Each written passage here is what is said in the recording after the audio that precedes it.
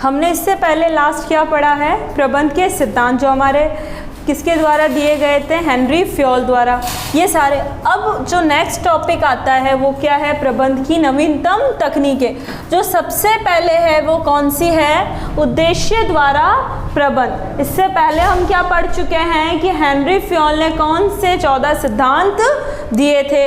अब नेक्स्ट जो टॉपिक आता है वो है हमारा प्रबंध की तकनीक, और इसमें जो पहला पॉइंट है वो है उद्देश्य द्वारा प्रबंध। अब देखो उद्देश्य द्वारा प्रबंध क्या होता है। हमने जब प्रबंध पढ़ना शुरू करा था बिजनेस, तभी से हमने क्या समझा था, प्रबंध कैसी प्रक्रिया है, एक उद्देश्यपूर्ण प्रक्रिया है। ये हमने शुरू डे से ही पढ़ना शुरू कर दिया था। अब उद्देश्यपूर्ण क्रिया कैसे है, वो ये है कि जब भी हम किसी चीज का मैनेजमेंट करेंगे तो उसके लिए ऑब्जेक्टिव तो डिसाइड करना ही होगा। ऑब्जेक्टिव डिसाइड करे बगैर, ऑब्जेक्टिव जिसे हम उद्देश्य या लक्ष्य, या इसे हम लक्ष्य बोल सकते हैं, अगर बिना ऑब्जेक्टिव डिसाइड किए हम किसी भी चीज़ का मैनेजमेंट नहीं कर सकते, क्योंकि हमें किस चीज़ को मैनेज करना है, क्या मैनेज करना है, वो तो पता ही होना चाहिए। इसलिए बोलते हैं कि प्रबंध कैसी प्रक्रिया है, एक उद्देश्यपूर्ण। इसलिए बोलते हैं कि प्रबंध एक निरुद्देश्य प्रक्रिया नहीं है। अगर जहाँ उद्देश्य डिसाइड नहीं है, लक्ष्य डिसाइड नहीं है, वहाँ हम किसी भी प्रकार का प्रबंध नहीं कर सकते, क्योंकि हमारे पास कोई एम ही नहीं है कि हमें किसका मैनेजमेंट करना है। अब देखो जो इसकी पहली तकनीक है प्रबंध की, उसका पहला टॉपिक ये है कि उद्देश्य द्वारा प्रबंध। उद्देश्य द्वारा प्रबंध का अर्थ होता है कि हमें अगर किसी भी चीज़ का प्रबंध करना है तो पहले उसका उद्देश्य निश्चित करना होगा। जैसे मैंने एक संस्था खोली, एग्जाम्पल हमने क्या देखा, जैसे मैंने एक संस्था खोली तो इस संस्था का क्या ऑब्जेक्टिव है। मान लो मेरा ऑब्जेक्टिव है कि मुझे 10% प्रॉफिट गेन करना है, या फिर 5%, 3%, तो ये सब क्या है, मेरा एक उद्देश्य है, और इस उद्देश्य को पाने के लिए मैं मैनेजमेंट करूंगी। रिलायंस के जो मालिक है उसका उद्देश्य था जियो को लॉन्च करना सबसे, और जियो को सब तक पहुंचाना, जियो, तो उसका एक उद्देश्य था, और उस उद्देश्य को लेकर उसने अब क्या किया था, आगे के सारे कार्य करे थे, फ्री सिस्टम अवेलेबल्स करवाए थे, फ्री रिचार्ज करवाए थे, ये सब उसका क्या था, एक उद्देश्य। और उस उद्देश्य को ध्यान में रखते हुए उसने क्या करा था, सब कुछ मैनेज। इसलिए बिना उद्देश्य हम मैनेजमेंट नहीं कर सकते। देखो उद्देश्य द्वारा प्रबंध क्या था, 1954 में पीटर ड्रकर ने जो इस विचार का प्रतिपादन किया था, किसने किया था, पीटर ड्रकर ने। उनका मानना था कि अगर हमें प्रबंध करना है तो हमें पहले उद्देश्य को ध्यान में रखते हुए, ये क्या बोलते थे कि उद्देश्य को सबसे पहले रखो और उसके पीछे पीछे आप चलो। जैसे रेल जो होती है, रेल जो होती है ना, उसका सब इंजन जो होता है उसके पीछे उसके सारे डिब्बे चलते हैं। सेम वो उसका मानना भी यही था कि उद्देश्य को रखो सबसे आगे और उसके पीछे बाकी के उसके कार्य करो, यानी उसको पाने के लिए उसके कार्य करें। तो सबसे पहले इसका विचार किसके मन में आया था, पीटर ड्रकर के मन में। उसके बाद में प्रोफेशनल स्ले जो थे उन्होंने इसको क्या बोला, ये परिणामों द्वारा प्रबंध है। इन्होंने उद्देश्य द्वारा प्रबंध को परिणामों द्वारा प्रबंध क्यों बोला, क्योंकि जब उद्देश्य डिसाइड होगा और उसके लिए जो हम कार्य करेंगे तो वो एंड में हमें क्या उपलब्ध होगा, रिजल्ट। हमारे सामने क्या आएगा, रिजल्ट, परिणाम आएंगे। इसीलिए उन्होंने इसको किस नाम से जाना, परिणाम द्वारा।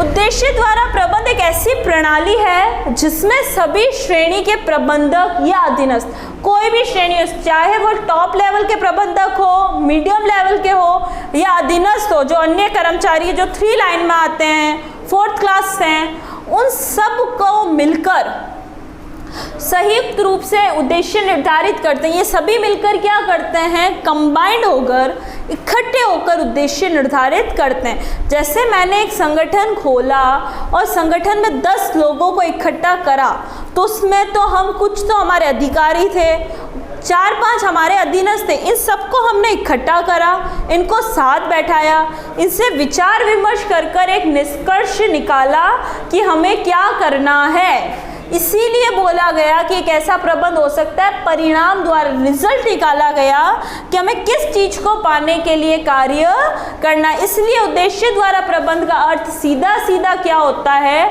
पहले ऑब्जेक्टिव डिसाइड करो और उस ऑब्जेक्टिव को पाने के लिए बाद के कार्य करो। जो बंदूक से जो निशाना साधते हैं उसमें भी हमने क्या देखा है, पहले हम एक ऑब्जेक्टिव देखते हैं कि हमारा ऑब्जेक्टिव क्या है, हमें किस पे निशाना लगा, बाद में उसको ध्यान में रखते हुए हम दूसरा कार्य करते हैं। हम सोचते हैं अब कैसे करना है कि वो उसी पे ही साधे। तो इसलिए हम बोल सकते हैं बिना ऑब्जेक्टिव कोई भी कार्य नहीं हो सकता। उद्देश्य निर्धारित होने के बाद अधीनस्थों द्वारा अपने कार्य की योजना बनाने, अधिकारियों द्वारा उनके कार्य की प्रगति मूल्यांकन करने की एक समयबद्ध पड़ी।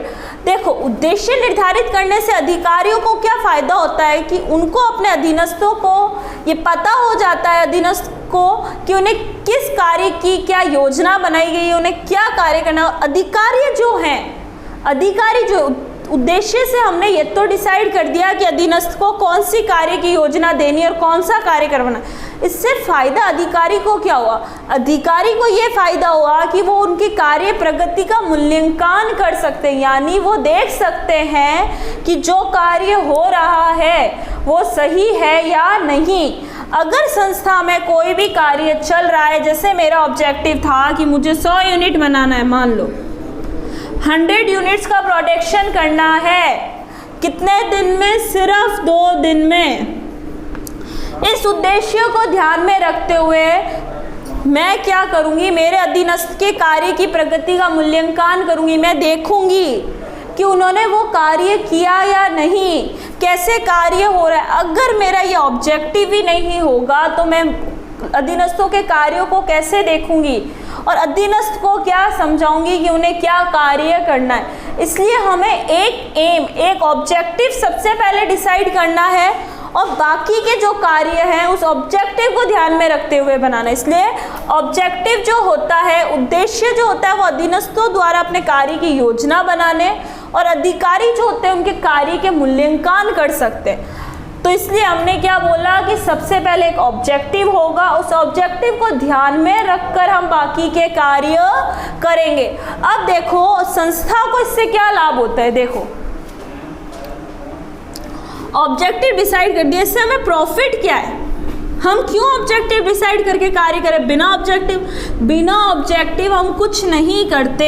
जैसे हमें रेल से मान लो दिल्ली जाना है, तो हमारा ऑब्जेक्टिव है मुझे दिल्ली जाना है, ये मेरा मेन ऑब्जेक्टिव है। क्या है, मुझे दिल्ली जाना है। अब इसके जाने के लिए मैं बाकी के कार्य करूंगी, इस उद्देश्य को ध्यान में रखते हुए। कौन सी ट्रेन लेनी है, या कौन सी बस से जाना है, या बाय कार जाना है, और क्या साथ में ले जाना है, कैसे काम करना है, कब आऊँगी, कितने बजे निकलना है। तो उस ऑब्जेक्टिव बना तभी तो मैंने बाकी का कार्य किया। अगर मुझे पता ही नहीं है मुझे कहाँ जाना है, मैं स्टेशन, रेल या कार किस चीज़ के लिए डिसाइड करूँगी।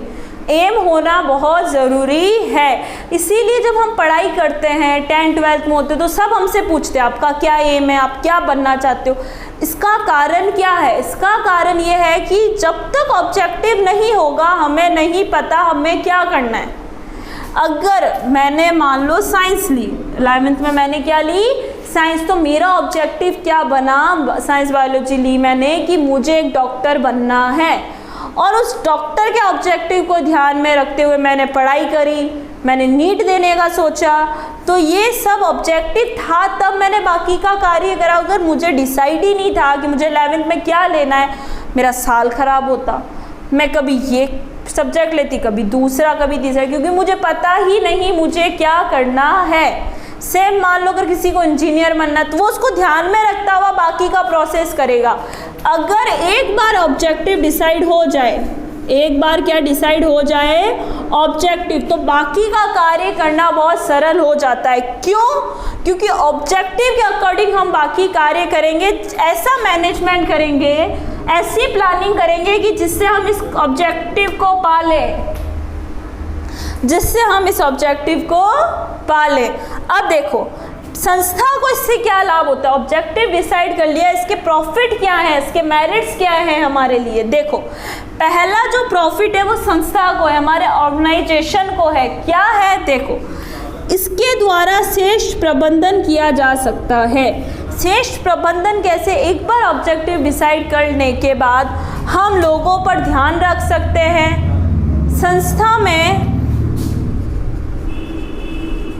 संस्था में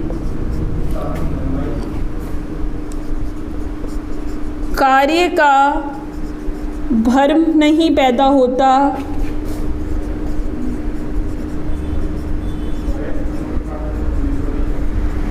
सभी अपने उद्देश्य को ध्यान में रखते हुए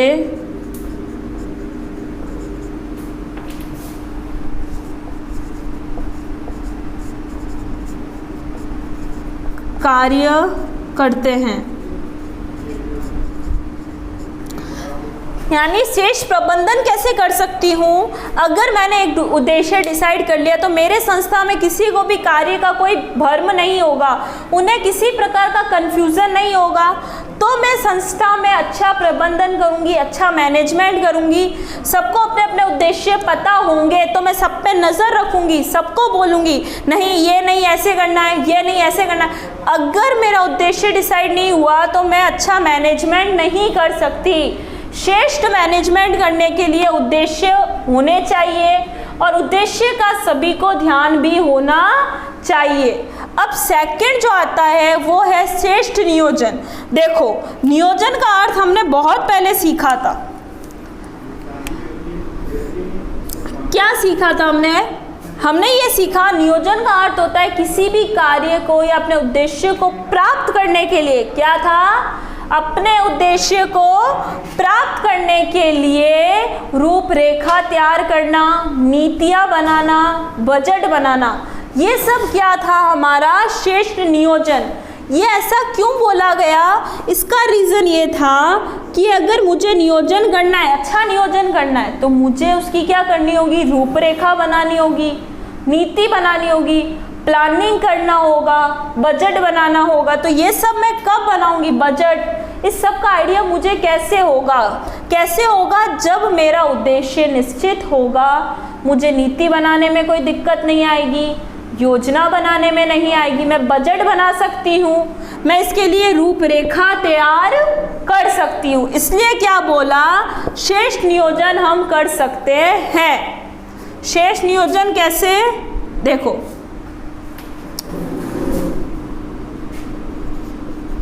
अच्छी रूपरेखा तैयार करना, क्या हो गया इसका, अच्छी रूपरेखा तैयार करना।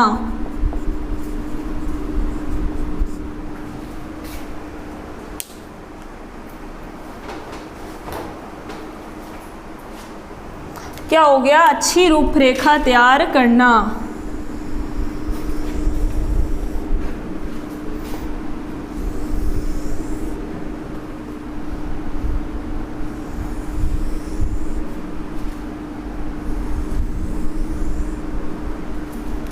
देखो इसके लिए हमने क्या सीखा, श्रेष्ठ नियोजन के लिए अच्छी रूपरेखा तैयार कर लेंगे, नीति निर्धारण हो जाएगी, और क्या होगा, बजट बन जाएगा।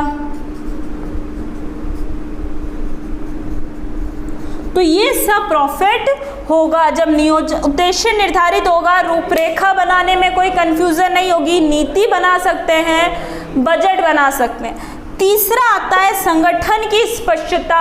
संगठन की स्पष्टता क्या होती है, सभी लोगों को अपने कार्यभार का पता होगा,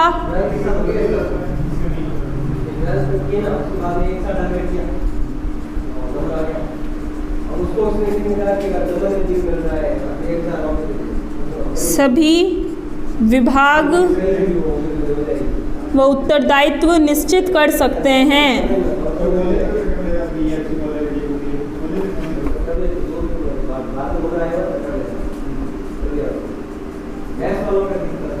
उत्तरदायित्व निश्चित होना। देखो ये क्यों बोला गया, अगर संगठन की स्पष्टता कैसे होगी, अगर मैंने उद्देश्य डिसाइड कर लिया तो मैं उसके अकॉर्डिंग अपने संगठन को बनाऊंगी, सबको अपने अपने कार्यभार दूंगी, सबको अपना अपना उत्तरदायित्व पता होगा, सभी को अपना अपना कार्यभार यानी उन्हें कौन सा कार्य करना है, कब करना है, कैसे करना है, ये सब पता होगा, कार्य का पता होगा कौन सा कार्य करना है, सभी विभाग होंगे, सभी का विभाग निश्चित कर सकती हूँ, सबको अपने अपने उत्तरदायित्व दे सकते हैं, किसी प्रकार का किसी में कंफ्यूजन नहीं होगा, सभी को अपने अपने कार्यभार का पता होगा कि उनको कौन से उद्देश्य के लिए कार्य करना है, क्या विभाग है और उनका क्या उत्तरदायित्व, क्या जिम्मेदारी है। वचनबद्ध निष्पक्षता, देखो वचनबद्ध कैसे होता है,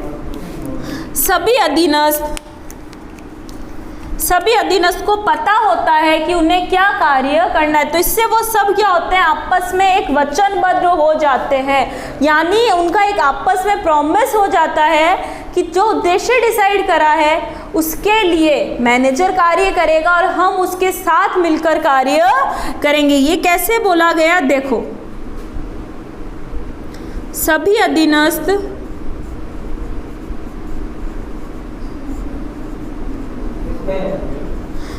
अधीनस्थ व प्रबंधक आपस में वचनबद्ध होते हैं,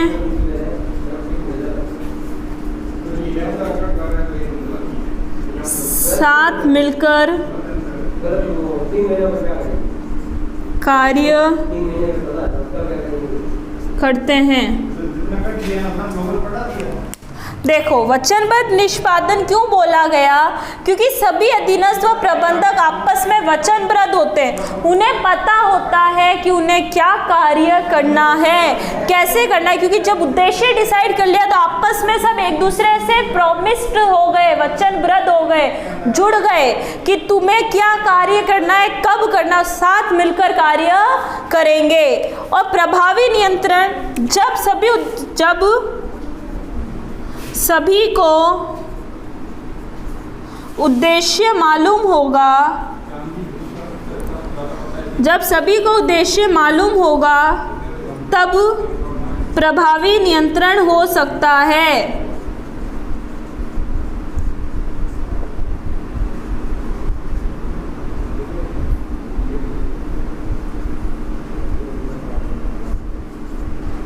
देखो ऐसा क्यों बोला गया, प्रभावी नियंत्रण, देखो मैंने क्या बोला था, नियोजन और नियंत्रण जो है ना एक दूसरे के पूरक है।